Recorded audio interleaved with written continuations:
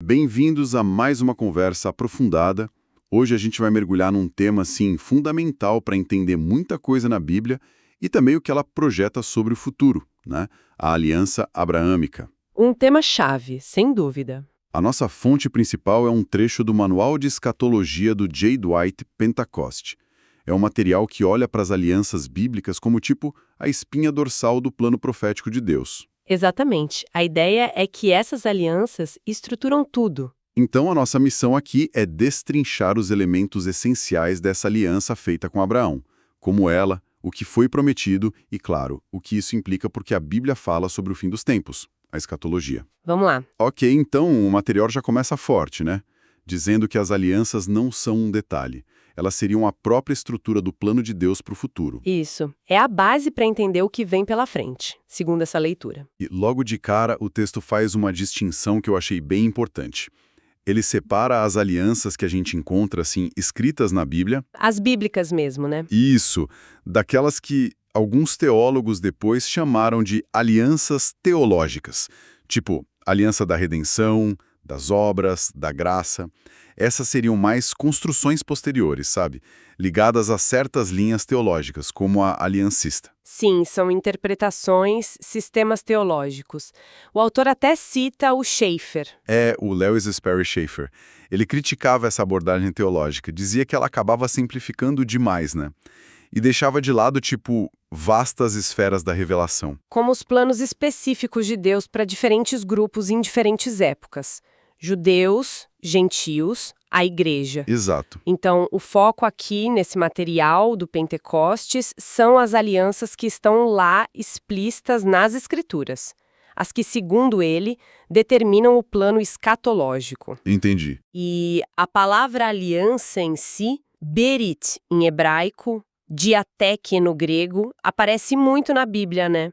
Descrevendo acordos formais, sérios, entre Deus e o homem, entre pessoas, até entre nações. E o material que a gente está vendo menciona 5 grandes alianças que Deus teria feito com a humanidade, seguindo um tal de Charles Fred Lincoln. Isso. 4 delas são vistas como incondicionais, sabe? Seladas com o juramento de Deus. A abrâmica, claro, de Gênesis 12, a palestina, que detalha a questão da terra lá em Deuteronômio 30. Que, na verdade, é uma amplificação da promessa da terra feita a Abraão. Certo. Aí tem a davídica, sobre o trono de Davi, em 2 Samuel 7, e a nova aliança prometida lá em Jeremias 31. Essas 4 seriam as eternas incondicionais. E a quinta? A quinta é a mosaica, a da lei dada no Sinai, né? É. Êxodo 19, Deuteronômio 28. E essa é diferente. É apresentada como condicional, cheia de se você obedecer, se não obedecer. Ah, entendi a diferença. E essa diferença é crucial para a escatologia nessa perspectiva. O foco recai todo sobre as 4 alianças que são consideradas eternas e incondicionais, porque são elas que estabeleceriam o plano de Deus a longo prazo. E a mosaica? A mosaica, por ser condicional e também declarada temporal.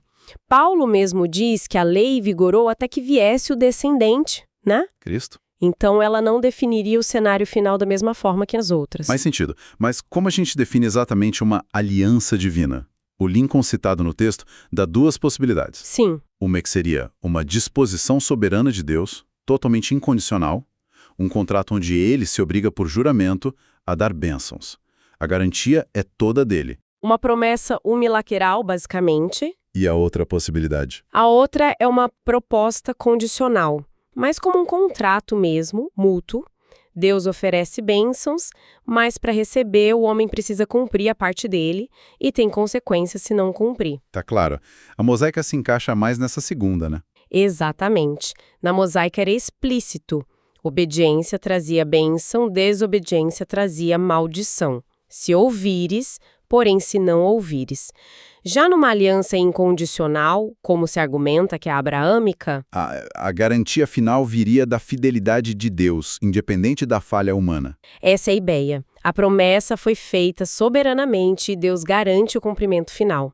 Agora tem um ponto interessante que o material ressalta. Qual? Mesmo uma aliança que é fundamentalmente incondicional, na sua essência, pode ter bênçãos específicas dentro dela que dependem sim da resposta humana. tipo fé, obediência, para serem aproveitadas por uma pessoa ou uma geração. Ah, então não é tudo 880. Não. E confundir isso, segundo o texto, leva a interpretações erradas, faz parecer que a aliança inteira pode ser quebrada pela falha humana, quando, na verdade, o cumprimento último estaria seguro por causa da promessa de Deus. A fruição individual pode ser condicional, mas a aliança em si, não. Entendi. Isso é importante. E quais seriam as características dessas alianças que determinam o futuro, segundo a fonte? Bom, primeiro, elas são interpretadas de forma literal, Literal. Como assim? no sentido normal da linguagem. O texto cita G.N.H. Peters, que argumenta que uma aliança, para ter valor, precisa ser clara, entende? Não pode ser um código secreto ou algo só espiritual que ninguém entenderia na época. Tem que ser lida pelo que diz. Ok, literal. Quer mais? Segundo, elas são vistas como eternas. Tem várias passagens que usam a palavra perpétua ou eterna para se referir às alianças abraâmica, palestina, davídica e a nova aliança. Só a mosaica que não, né? Ela era temporal. Exato. E daí decorrem mais duas características. Terceiro, se são literais, eternas e baseadas na promessa firme de Deus, então são consideradas incondicionais na sua essência. Deus garante o cumprimento final. A gente vai voltar nesse ponto da incondicionalidade porque ele é crucial. Tá certo. E a quarta? Quarto, elas foram estabelecidas especificamente com Israel. Paulo, em Romanos 9, é muito claro. Deles são as alianças. E em Efésios 2, ele diz que os gentios, antes de Cristo, eram estranhas às alianças da promessa. Isso cria um laço especial, então. Sim, o relacionamento pactual específico de Deus com a nação de Israel. Se a gente junta tudo isso, fica claro por que Israel é tão central no desenrolar dessas promessas, nessa visão. E de todas elas, a aliança abrâmica é a principal, a base de tudo. É apresentada como a fundação, sim, a base de todo o plano pactual. A relevância dela é gigantesca. Afeta até a doutrina da salvação, a soteriologia, né? O texto menciona Paulo em Gálatas e Romanos. Exato. Paulo baseia toda a argumentação dele sobre justificação pela fé nas promessas feitas a Abraão. Mostra que os crentes, sejam judeus ou gentios, se tornam herdeiros espirituais de Abraão pela fé em Cristo. E tem aquela parte que eu achei fascinante sobre a ressurreição. Ah, sim. Jesus usando a aliança para argumentar contra os saduceus que não criam na ressurreição. Como foi isso mesmo? O argumento de Jesus foi mais ou menos assim. Deus se chama o Deus de Abraão, Isaque e Jacó, certo? Mas o livro de Hebreus diz que eles morreram sem ter recebido o cumprimento total das promessões na terra. Ora, Deus não é Deus de mortos, mas de vivos. Se a aliança dele não pode falhar, ele tem que ressuscitá-los para que recebam o que foi prometido. Uau! Que argumento! Poderoso, né? E Paulo usa uma linha parecida em Atos falando da esperança da promessa feita aos pais. E, claro, a importância central para a escatologia. Fundamentalmente, as promessas tidas como eternas para Israel, a existência permanente como nação, a posse definitiva da terra, as bênçãos espirituais e materiais futuras através do Messias e também a bênção para os gentios.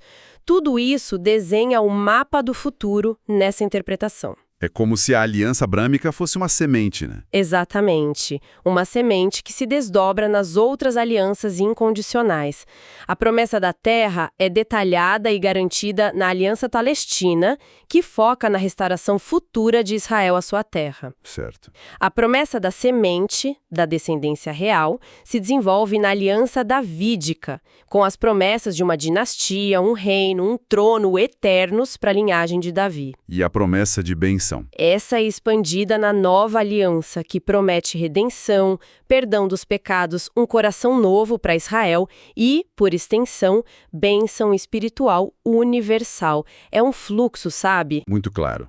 Mas vamos aos detalhes. O que exatamente foi prometido a Abraão? A lista que o texto traz, baseada em Peters, é enorme. É bastante coisa mesmo. Nome grande para Abraão, nação grande a partir dele, ele ser uma bênção para o mundo, a terra de Canaã para ele e a descendência para sempre. Descendência numerosa como o pó da terra. E como as estrelas do céu também, né? Isso.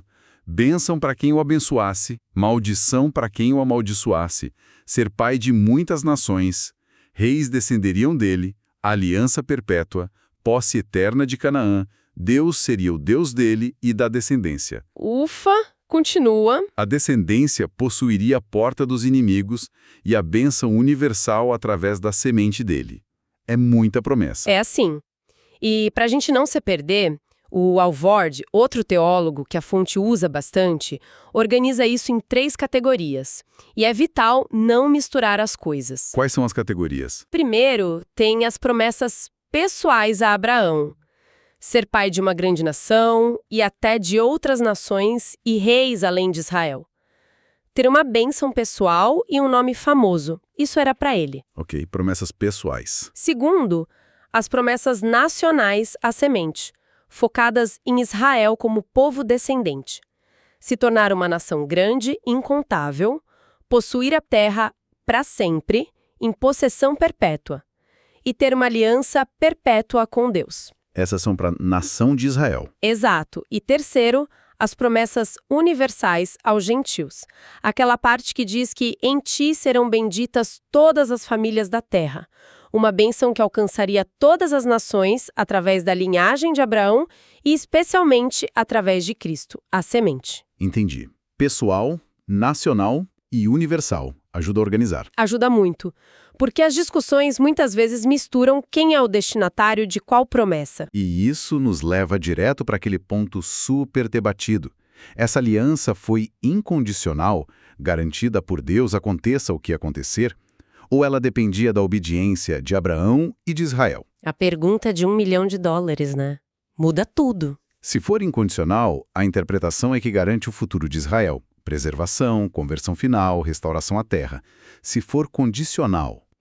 Aí o futuro deles dependeria da obediência histórica, que, convenhamos, foi bem falha. Poderia até significar que perderam as promessas. O texto reconhece que teve uma condição inicial, certo? Abraão teve que obedecer e sair de Ur, Gênesis 12.1. Sim, ele teve que dar o primeiro passo. E ele só recebeu a confirmação da promessa quando chegou lá na terra, depois de obedecer. Mesmo que, como você disse, tenha tido uns tropeços, tipo levar o Ló junto quando não era para levar. Exato. A interpretação do Alvord, que a fonte apresenta, é essa. A instituição da aliança, o pontapé inicial, dependeu dessa obediência de Abraão. Mas uma vez que Deus fez a aliança, ela se tornou incondicional. O cumprimento final passou a depender só da fidelidade de Deus, não mais da obediência contínua de Abraão ou do povo. Interessante essa distinção entre a instituição e a continuidade. E para defender essa incondicionalidade, o Alvord lista 10 argumentos. É bastante coisa, mas a ideia geral é... Tenta resumir pra gente. Ele aponta que as outras alianças-chave com Israel, Palestina, Davídica, Nova, são chamadas de eternas, o que sugere incondicionalidade. Diz que, depois da obediência inicial, não foram impostas novas condições para a aliança continuar valendo. Que as repetições da promessa, Gênesis 13, 15, 17 e 22, aconteceram mesmo depois de falhas de Abraão, como quando ele foi para o Egito ou o caso de Agar. Ah, então a desobediência não anulou a promessa. Segundo essa visão, não. E ele destaca muito o ritual de Gênesis 15, aquela cena dos animais partidos. Sim, essa é forte. No costume da época, as duas partes passavam entre os pedaços, como um juramento de vida ou morte. Mas Deus faz Abraão dormir e passa sozinho entre as partes, simbolizado por fogo e fumaça. A interpretação de Caio e Delitzsch citada ali é que isso significa que Deus assumiu unilateralmente toda a obrigação pelo cumprimento, tornando a aliança incondicional, pelo menos quanto à semente e à terra. Entendi. E tem mais. O sinal da circuncisão veio depois da aliança já estar estabelecida, mais como um sinal de participação individual nas bênçãos do que condição para a aliança existir. E o Novo Testamento, em Hebreus 6, fala da promessa a Abraão como imutável, confirmada por juramento divino. A ideia central é: Deus se comprometeu. Ok, esses são argumentos fortes a favor da incondicionalidade. Mas, claro, existe a outra visão, né? O texto traz os contrapontos da perspectiva amilenarista, representada ali pelo Oswald T. Ellis. Sim, a visão que não espera um reino literal futuro para Israel na Terra e geralmente vê as promessas cumpridas espiritualmente na Igreja. Ollis levanta vários pontos. Quais, por exemplo? Ele argumenta que pode haver condições implícitas, mesmo não escritas. Cita o caso de Jonas em Nínive ou o juízo sobre a casa de Eli. Diz que a obediência é sempre um pré-requisito para a bênção, que a circuncisão, um ato de obediência, era super importante, com punição para quem não cumprisse. E questiona por que Esaú foi excluído se era incondicional. Exato. E também sugere que talvez as promessas já tenham sido cumpridas no passado. A da descendência numerosa, na época de Salomão, e a da terra, do Eufrates ao rio do Egito, também no reinado de Davi e Salomão. Então, para Aulis já foi. Essa é a sugestão dele. E como a perspectiva pré-milenarista apresentada no texto responde a esses pontos? Bom, ponto por ponto. Sobre as condições implícitas, eles dizem que os exemplos não se aplicam diretamente. Jonas não era uma aliança e Eli estava sobre a mosaica, que era condicional. Sobre a obediência ser pré-requisito, respondem que nem sempre salvação é pela graça e que a obediência de Abraão foi para iniciar, não para manter. E que a aliança foi reafirmada mesmo depois de desobediências. E a circuncisão? Dizem que veio anos depois da instituição e se relaciona mais com o desfrute individual das bênçãos, não com a validade da aliança em si. E a exclusão de Esaú? E o cumprimento em Salomão. Argumentam que Esaú foi excluído por incredulidade pessoal, por desprezar a bênção, não por falha da aliança, e que o cumprimento no tempo de Salomão foi só parcial e temporário. Israel nunca possuiu toda a extensão prometida do Nilo ao Eufrates e principalmente a promessa era de posse eterna, para sempre, o que obviamente não aconteceu. Tem lógica. Se fosse condicional, a desobediência antes de Salomão já teria anulado tudo, né? Exatamente. E um argumento que eles consideram muito forte é que o Novo Testamento, Atos 7, Hebreus 11, afirma que os próprios patriarcas, Abraão, Isaque e Jacó, morreram sem receber a herança prometida da terra, peregrinos na terra da promessa. Isso indicaria fortemente um cumprimento ainda futuro. Ok, o debate é complexo, mas deu para pegar os argumentos principais dos dois lados sobre a condicionalidade. Sim, é um ponto central na interpretação. Então, se a gente seguir a linha de que a aliança é incondicional e literal como a fonte parece defender, as implicações para a escatologia são gigantescas, né? Especialmente quanto à descendência e à terra. Com certeza. As perguntas que Wright e outro autor citado são: a aliança garante a existência permanente de Israel como nação? Garante a posse permanente da terra prometida? Se a resposta for sim. Então, tem que haver um futuro nacional para Israel no plano de Deus. Exatamente. Sobre a descendência ou semente, a visão pré-milenarista, como a de Walward, entende que se refere primariamente aos descendentes físicos de Abraão via Isaque e Jacó, o povo de Israel. Argumentam que era assim que os próprios patriarcas teriam entendido. E a visão amilenarista? Tende a redefinir descendência como a comunidade da fé, a comunidade pactual, visível, sem ligação necessária com a raça. Alguns chegam a dizer que Deus nunca prometeu nada a uma raça como tal. Para clarear essa confusão, o Albert faz aquela distinção em 3 sentidos de filho de Abraão, né? Isso ajuda muito a entender a posição dele. Ele diz que tem, a descendência natural física, os israelitas descendentes de Jacó. As promessas nacionais, terra, reino, se aplicam primariamente a eles. Ok. 2. A descendência espiritual dentro da natural. São os israelitas crentes, o remanescente fiel em todas as épocas, incluindo os que vão herdar o reino futuro. Certo, os judeus que creem. E 3. A descendência espiritual fora da natural. São os gentios crentes. Eles se tornam filhos de Abraão pela fé em Cristo, como Paulo explica em Gálatas 3. Eles herdam as promessas universais, todas as famílias da terra, mas não as promessas nacionais específicas de Israel, terra, governo. Essa distinção é chave, porque a conclusão lógica disso é que a igreja, que é composta principalmente por gentios crentes, não é o Israel nacional. Não substitui o Israel nas promessas nacionais. E o Novo Testamento parece manter essa distinção, né? Fala de Israel, gentios e igreja como grupos distintos, mesmo depois da formação da igreja. Exato. Textos como Romanos 11 ou 1 Coríntios 10:32 fazem essa distinção. Se a igreja tivesse simplesmente substituído Israel, essas distinções não fariam mais sentido. Então, qual a relação da igreja com a aliança abraâmica nessa visão? A igreja participa das bênçãos espirituais da aliança por causa da sua união com Cristo, que é a semente por excelência, Gálatas 3,16. A igreja herda as bênçãos espirituais e universais que fluem da aliança, mas não as promessas territoriais e nacionais dadas especificamente ao Israel físico. Pedro, em Atos 3, por exemplo, aplica só os aspectos universais à sua audiência. Entendido. E sobre a terra? Essa promessa foi bem específica para a descendência física, né? Posse eterna de um território delimitado lá em Gênesis 15. Sim, e essa é uma esperança que ecoa por todo o Antigo Testamento, nos profetas. Isaías, Jeremias, Ezequiel, todos falam dessa restauração futura à terra. Mas aí vem a pergunta.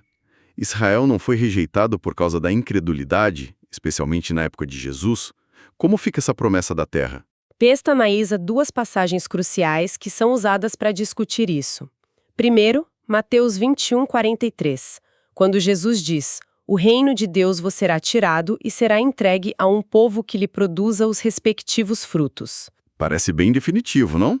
A interpretação pré-milenarista argumenta que o vós se referia àquela geração específica de líderes incrédulos, não a nação inteira para sempre, e que o povo que receberia o reino seria a própria nação de Israel no futuro, quando se convertesse e produzisse frutos. Interessante. E a outra passagem? Romanos 11:26.